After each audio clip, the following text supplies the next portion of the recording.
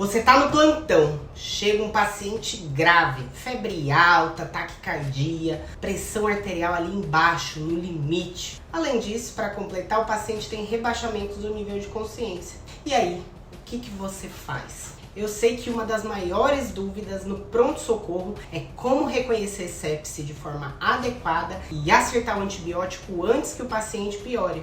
E um erro que eu vejo direto por aí é o cara que tá lá na frente achar que sepse é só febre e taquicardia. Se a gente acaba ignorando outros sinais vitais, como nível de consciência, frequência respiratória, a gente pode comer bola e diagnosticar sepse quando já é tarde demais, como por exemplo no choque séptico. Nesse vídeo aqui eu vou te ensinar como você diagnostica sepse, quais exames você deve pedir, quando a gente inicia antibiótico e como escolher a melhor cobertura e quais ajustes a gente deve fazer conforme os resultados de cultura. Se eu fosse você, ficava com a gente até o final. Eu sou Bruno Buso, médico infectologista, e aqui na Infectoflix eu te ensino junto com a professora Clarissa a prescrever antibióticos com segurança e sem medo. Então já deixa seu like aqui no nosso vídeo para dar essa força pro canal, se inscreva aqui e bora pro conteúdo. Primeiro ponto de atenção na sepse que eu gostaria de frisar aqui com vocês. Se você esperar o paciente entrar em choque séptico para agir, você já perdeu tempo. Sepse começa muito antes, né? Se o paciente tem um quadro infeccioso e apresenta uma disfunção orgânica, ele já tem sepse e precisa de antibiótico imediato após coleta de culturas. Então, bora fazer isso direito. Afinal, como você reconhece uma sepse no pronto-socorro? Vim pro ladinho porque você já sabe, vem tabela por aí. Então vamos lá. Como a gente diagnostica um paciente com sepse? Primeira coisa que a gente vai pensar em utilizar é um critério clínico muito fácil de ser aplicado aí no pronto-socorro, chamado Quick SOFA, tá bom? O Quick SOFA, gente, ele é um critério que envolve 3 parâmetros de disfunção para errar para cima mesmo, né? Para super diagnosticar sepse, para você não comer bola aí no pronto-socorro em serviços de urgência ou emergência. Um dos fatores que ele utiliza, então um dos critérios, é taquipneia, porque o paciente, quando ele está com sepse, ele vai aumentar a frequência respiratória para compensar a acidose metabólica que ele vai ter, né? Então, quando o paciente tem frequência respiratória maior ou igual a 22 respirações por minuto, você já considera esse ponto, beleza? Outro ponto possível no Quick SOFA é a pressão arterial sistólica menor ou igual a 100, beleza? Então, se o paciente vem com uma PA sistólica menor ou igual a 100, você pontua ele neste critério também. E outro critério que a gente vai utilizar para pontuação é a alteração do nível de consciência, tá? Então, o paciente está mais sonolento, mais rebaixado ou está com alteração do pensamento, você vai pensar nesse critério como positivo também. Agora, atenção, gente, o Quick SOFA, ele não deve ser utilizado de forma isolada, tá bom? Porque ele tem uma sensibilidade alta, mas uma especificidade baixa. Vou te dar um exemplo clássico aqui. Um idoso que chega no pronto-socorro com diarreia, ele vai estar rebaixado porque ele vai estar desidratado, vai ter algum grau de desorientação e é muito comum que ele tenha hipotensão sistólica. Esse idoso necessariamente tem sepse? Não. Por isso que o Quick SOFA deve ser aí utilizado em conjunto com outras ferramentas, como por exemplo o SIRS, o MIRS e a variação do SOFA. Beleza? Se o seu paciente, então, tem 2 ou mais desses critérios, a chance de sepse é grande. E aí você já parte para avaliação inicial e coleta as culturas, exames aí de disfunção orgânica e também vai pensar em fazer expansão volêmica e antibiótico o mais rápido possível. Beleza? Mas independentemente do score, gente, na avaliação inicial do paciente é muito importante não deixar passar esses sinais clássicos de instabilidade. Então bora lá, o paciente já tá taquicárdico e hipotenso, não vai esperar a pressão despencar, já vamos para o MOV, monitorização, oxigênio, se tiver com saturação abaixo de 94, e veia, acesso periférico calibroso. E nesse estágio é muito importante que você avalie os 3 P's da disfunção hemodinâmica. PA, pulso, que o pulso, principalmente os periféricos, ou eles vão estar ausentes ou filiformes, ou seja, com fluxo bem fraquinho, e perfusão. Lembrar que a sepse dá um choque distributivo, onde a perfusão periférica é muito lentificada. Então, o paciente que tem sepse com disfunção hemodinâmica grave vai ter livedo reticular, né? Que eu vou botar uma foto aqui para vocês verem melhor, que é o rendilhamento aí de microvasos da pele, que você consegue ver muito bem quando a gente tem uma disfunção hemodinâmica, e a perfusão bastante inadequada. Então, o tempo de enchimento capilar, que é normalmente abaixo de 3 segundos, nesse paciente vai alcançar 5, 7. Já vi tempo de perfusão de 10 segundos num paciente com uma sepse, muito importante. E agora, gente, é o ponto que você não pode comer bola, tá bom? Muita gente pergunta, mas eu coleto culturas, eu preciso esperar as culturas antes de prescrever um antibiótico ou dá para fazer correndo? A resposta é, se você puder coletar as culturas do paciente antes de iniciar um antibiótico, ótimo, porque você vai reduzir que o antibiótico diminua o crescimento dessas bactérias, beleza? Então, antes do antibiótico, se possível, colete 2 pares de hemocultura, isso mesmo, são 2 garrafinhas de um braço e 2 garrafinhas de outro, aeróbio, anaeróbio, aeróbio, anaeróbio. Se o paciente tiver sintomas de infecção do trato urinário, você vai coletar uma urocultura. Se tiver algum quadro broncopulmonar, você vai coletar um escarro, por exemplo, ou uma secreção traqueal. E se tiver foco cutâneo ou abdominal, você vai chamar o cirurgião para te ajudar a drenar, para identificar o agente etiológico. E a importância da drenagem, gente, não é só para isolar a bactéria que está causando esse quadro de sepse, não, mas também para fazer controle de foco. Então, sepse num paciente que tem um abscesso intraabdominal, um abscesso dentário, um abscesso cutâneo, tem que drenar. Se você não drena, não controla o foco, você pode fazer 100 anos de antibiótico, esse paciente não vai melhorar, vai piorar a disfunção e vai morrer, beleza?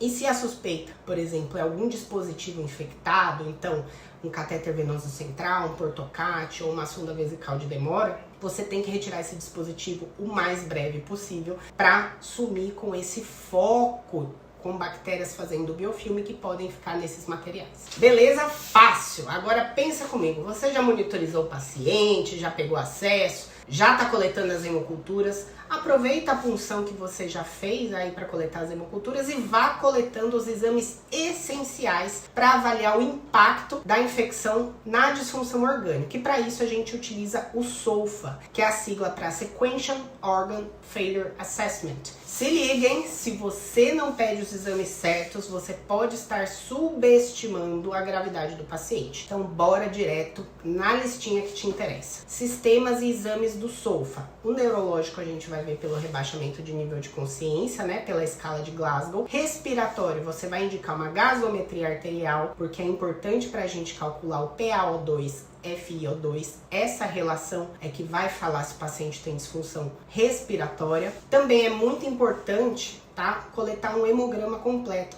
Para ver leucócito? Não. O importante do hemograma é ver plaquetopenia, que vai marcar aí a disfunção hematológica. Disfunção gastrointestinal, bilirrubina total em frações, e disfunção aí hemodinâmica, a gente vai ver de 2 formas, né? Necessidade de droga vasoativa, se tiver já tem disfunção, ou lactato aumentado, beleza? Para terminar, a gente não pode esquecer da disfunção renal, muito comum nos pacientes com sepse, que a gente vai ver aí através da redução do débito urinário, ou seja, oligúria, ou aumento da creatinina, que é o exame essencial para triagem de disfunção renal na sepse. Não é ureia, hein? Ou seja, gente, não basta ver só a pressão e o lactato.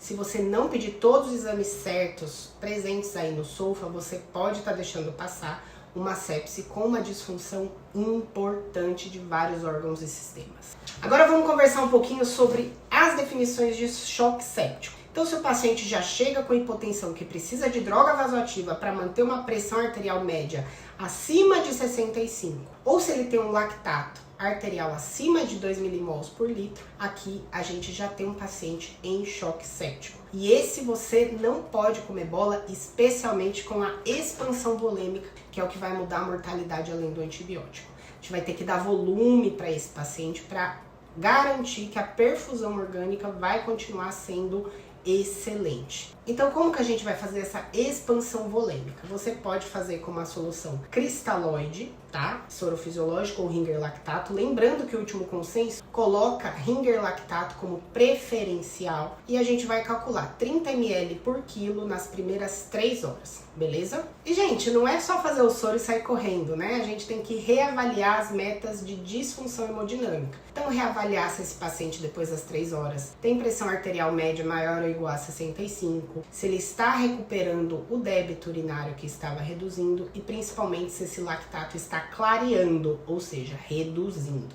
Paciente com choque tem que ter lactato na entrada e lactato em 3 horas. E se mesmo com volume o paciente continua hipotenso, mal perfundido, oligúrico, com perfusão reduzida, você já vai utilizar noradrenalina logo na entrada como a sua primeira opção de droga vasoativa. E lembrando, gente, que tivemos uma mudança muito importante no último consenso de sepse. Se o paciente já chega com choque séptico, você pode entrar de cara com um corticoide, como a hidrocortisona na dose de 50 mg de 6 em 6 horas. Porque isso foi uma medida que reduziu a mortalidade. E aí, tá gostando da aulona de sepse até aqui?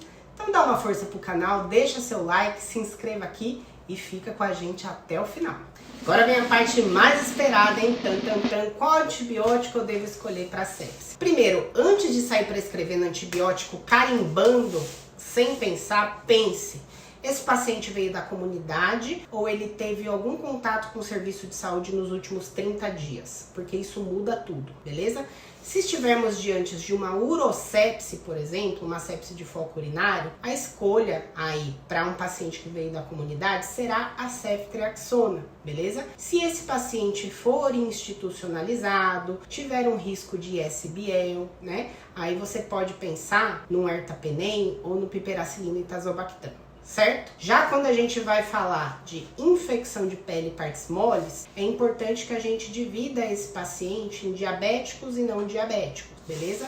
Vamos falar antes dos não diabéticos. Se ele veio de casa, né? Então é uma celulite, uma erisipela não complicada, sem exposição recente a antibióticos, você pode fazer uma cefazolina, 2 gramas de 8 em 8, ou oxacilina, 2 gramas de 4 em 4 horas, que vai cobrir muito bem estáfilo e estrepto, as bactérias que mais causam celulite e erisipela nesses pacientes, certo? Se esse paciente já tiver utilizado principalmente cefalosporinas ou tiver tido contato com o serviço de saúde, aí você vai pensar em cobrir MRSA. E como que a gente cobre MRSA numa infecção de pele e partes moles? Nós podemos fazer vancomicina ou teicoplanina, beleza? E nos pacientes diabéticos, professor? Eles vão ter um risco maior de infecções profundas por pseudomonas, certo? Então, se esse paciente está vindo do seu domicílio, você não vai ter um risco de estáfilo resistente à meticilina. Então, uma opção muito adequada, por exemplo, é você fazer aí ceftriaxona com ciprofloxacino, né? Cipro e clinda, cuidado, porque a clinda dá mais diarreia associada a clostridioides, certo? E se esse paciente diabético já tiver uma infecção de pele e partes moles de ambiente hospitalar, vou dar um exemplo clássico aqui, escara, né, úlcera de pressão infectada. Aí você vai pensar em cobrir pseudomonas bem direitinho com beta-lactâmico, então aqui a gente tem como opções piperacilina e tazobactam, principalmente porque anaeróbios são importantes nesse tipo de infecção, mas a gente também vai cobrir MRSA com teicoplanina ou vanco, combinado? Vamos agora falar de sepse de foco pulmonar, afinal, pneumonia é a causa que mais mata idosos por infecção no mundo todo. Se esse paciente veio de casa, não precisa ficar esquentando a cabeça. Ceftriaxona mais um macrolídeo, azitromicina ou claritromicina. Se esse paciente está hospitalizado há um bom tempo, e isso eu falo há mais de 48 horas, eu já tenho uma mudança da colonização oral e um aumento de risco de pseudomonas. Aí a gente pode fazer como terapia inicial a piperacilina e tazobactam, certo? Que vai cobrir aí micro-organismos que podem ter sido broncoaspirados e inclusive vai cobrir bem pseudomonas. Quando a gente vai falar de sepse de foco abdominal, né? É muito importante que a gente segmente esse paciente num paciente da comunidade ou num paciente associado à assistência em saúde. Se ele vem com uma sepse de foco abdominal de casa, ceftriaxona e metronidazol já é uma duplinha excelente para cobrir aí gram-negativos, para cobrir bacteroides, né, que podem estar envolvidos. Mas se este paciente estiver com uma sepse pós-operatória ou depois de um prolongado internamento dentro de um hospital, aí você vai preferir a piperacilina e tazobactam, que vai te dar um espectro para pseudomonas, por exemplo, e também para anaeróbios, certo? Junto. E aí é opcional, tá? Com teicoplanina ou vancomicina, se você tiver risco de infecções por enterococos resistentes, exemplo, infecções altas, via biliar, né? Ou se você tiver suspeita de infecção de sítio cirúrgico, né? Então, deiscência ferida operatória, pus na ferida operatória, por quê? Porque aí você tem um risco maior de MRSA, certo? E agora a cabeção mais importante do que colocar antibiótico para lá e para cá é descalonar os antibióticos o mais rápido possível. Então revise o esquema desses pacientes nas primeiras 48, 72 horas, com aquelas culturas que você coletou na entrada, certo? Porque o time tá ganhando, mas não é porque ele tá ganhando que ele tem que ir até o final. Combinado? Lembrar que retirar antibióticos que tem um espectro muito grande, direcionar o tratamento para o micro-organismo que você isolou, é uma das formas mais nobres de proteger o seu paciente de ter uma infecção por uma bactéria multidroga resistente no futuro. Agora eu quero que você me conte aqui nos comentários qual foi o caso de sepse mais difícil que você atendeu nos seus plantões. E eu quero saber o que você teve de dificuldade e como que você resolveu. Teve algum número aí para você ligar, algum anjo da guarda? A CCIH te atendeu de madrugada ou você teve que se virar sozinho? E se você tá gostando aí do conteúdo até aqui, deixa seu like, se inscreva no canal, compartilhe com seus colegas de plantão e ajude a gente a trazer conteúdos ricos na InfectoFlix, como esse daqui, beleza? E se você gostou do nosso jeitinho especial, didático, simples e rápido de te ensinar